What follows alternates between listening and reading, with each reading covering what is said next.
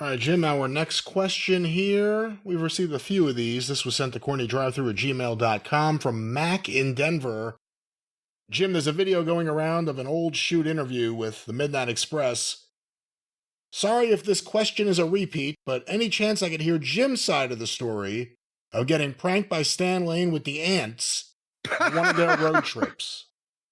This is also written in the Midnight Express scrapbook, but it can be a 30-minute story, but I'll try to condense things and give you the gist of it. We had been at a spot show in the Carolinas working for Crockett, where it was outdoors at a baseball stadium, and we had dressed in the dugout. And then it's the middle of summer. After the show, it's somewhere in South Carolina, North Carolina, the back roads. We're on the road. We've got however far to Charlotte, and it's like midnight, just pitch black, 2-lane state highway. And Stan starts, talking about, yeah, goddamn it, these outdoor shows, and I hate that this time of year, the weather's so hot and muggy, and look at all these big bugs come out. And he's called my attention to the big bugs flying around everywhere. He said, yeah, and the lights tonight at that field, you see all those big moths and bugs. And then I'm driving, Stan's in the front seat, Bobby's in the back seat. Stan slaps his leg, and he said, turn your light on. I turned a dome light on. He said, I thought I felt something on my leg. I said, oh, you've talked yourself into it. And here we go, another couple miles down the road. I slapped his leg again. He's turned the light on again. And I said, what do you do? You've got yourself creepy. And as I turned the light on, I look down at his leg, and there's a black ant sitting on his leg, and he slaps it off immediately. Oh, see, I knew it. And I said, shit. Well, at least you got it, right? And then he said, well, when we were in that dugout tonight, I saw a lot of ants, and there was a big ant hill over in the corner next to whatever. I said, wait a minute, that's where I was dressing. He said, yeah, there was a big ant hill over there. I saw him. And now as he's planted the seed right now, he slaps his leg again. And I goddamn look down, and there's an ant on his leg and an ant on his white tube sock he's got because he's wearing shorts. And he's slapping his leg. I'm like, fuck. And just then I feel something on my shoulder, and I look and I can see something falling off. I'm like, fuck. That's where I put my clothes. They're all over us. Now I'm panicked. And I pull the car over to the side of the fucking road, and I get out and I start slapping it myself. And Stan jumps out the door on the other side, and Bobby jumps out of the back seat, and I go in front of. As I got out the door, another couple of ants fell off of my shoulders, I should say.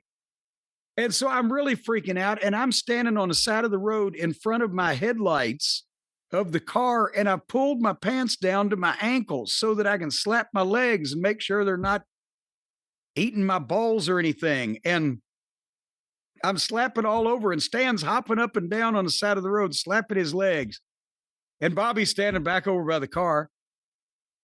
And all of a sudden, we look up, and there's red lights. A cop is pulling over behind the car. And as I look up and I see it's the cops, and I'm thinking, oh, thank God, because I'm like, we must abandon our car here. It's infested. We can't get back in it. The cop gets out, and I said, officer, thank God you're here, right? And I hear Stan say, ribs over. And I'm like, hey, officer, our car is completely infested with, wait, what? Ribs over, what? It sunk in on me.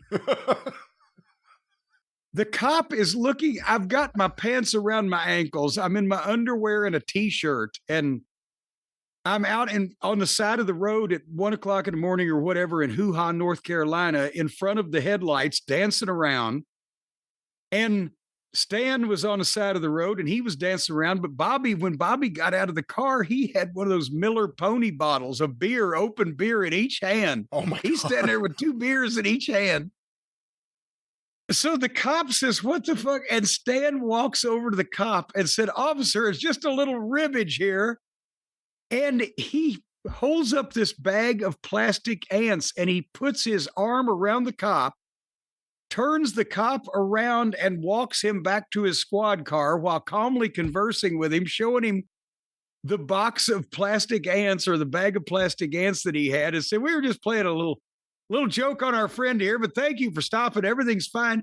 And he put the cop in the car and patted him on the shoulder and said, we'll be leaving now, but are going on our way now, but thank you for caring about our safety, sir. And we all got in the car and just drove off. He had stopped at the store when we left the town. We always stopped at a convenience store. We'd gas up the car. I was still on Pepsi then. My Pepsi and my goddamn Hostess apple pie or Twinkies or whatever. Stan would get his Gatorade and various snacks, and Bobby'd get his beer, and we would go on home. Stan had seen the bag of Lotsa ants, Lotsa, Lotsa ants. It was a bag of about 500 little tiny plastic fucking black ants. And so he'd given Bobby a handful, and he had some, and he was putting them on his leg intermittently where I could see him. And then as I got itchy about it, he had Bobby chucking a couple from the back seat where they'd fall off my shoulder. Lots of ants. That's pretty funny. We almost went to jail in fucking nowhere, South Carolina for that. Was that Stan's best rib? That was one of them. That was one of the better ones. I always remember the lots of ants but I got him back with the fucking, it wasn't long after that. I've told you the story of the glass breaking hammer. That's where we got him back. We got him back? Well, Bobby was in on that too. Bobby helped me out. It seems like Bobby's playing both sides. Bobby's helping both of you guys. Bobby was the impartial. Bobby was the impartial middleman. He wouldn't go to the elaborate rib stage. He'd just wait till you got out of the car to go take a piss or something, and he'd tie the bottom of your fucking straw in your cup in a knot and then stick it back through the lid so when you tried to take a drink, you'd suck your top of your head in. Well, of course, Jim, after being attacked.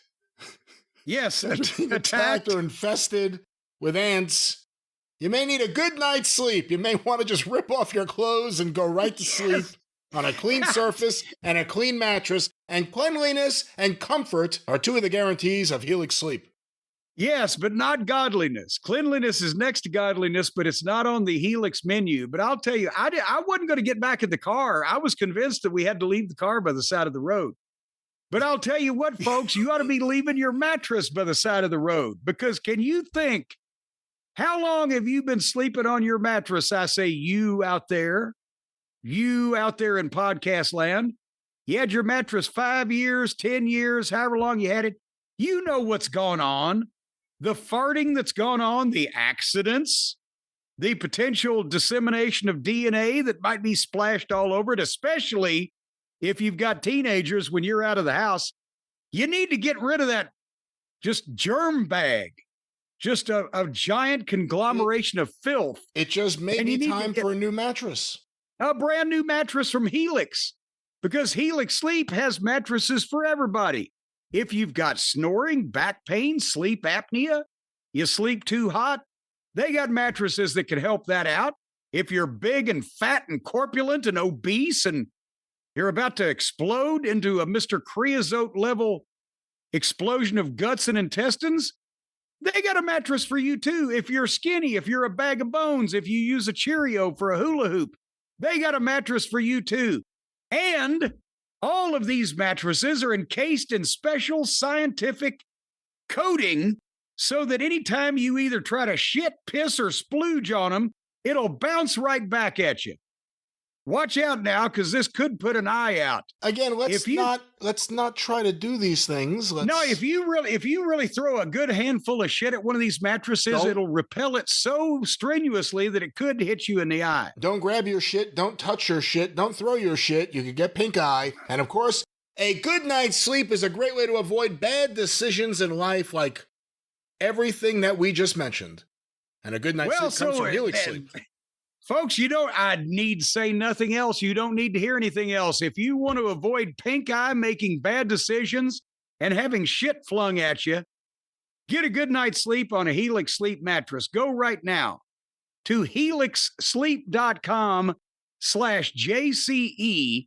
You are going to get 27% off site-wide from the fine, fine products contained within their site. None of them involving flinging poo. There will be no poo-covered mattresses here. helixsleep.com/JCE, 27% off site-wide. Sleep the sleep of the angels, not on the floor of a toilet. Once again, a great night's sleep. We love Helix Sleep here in this house. We have several Helix mattresses. I know you do as well in Castle Cornette. I certainly do. And also, the modern polls show that 93% of people would rather sleep on a mattress than a bag of germs or the floor of a toilet. That is certainly something we can all agree with. A great night's sleep. We endorse it. We love it. Helix Sleep. One more time, Jim. You hear the robots. What's that promo code? JCE.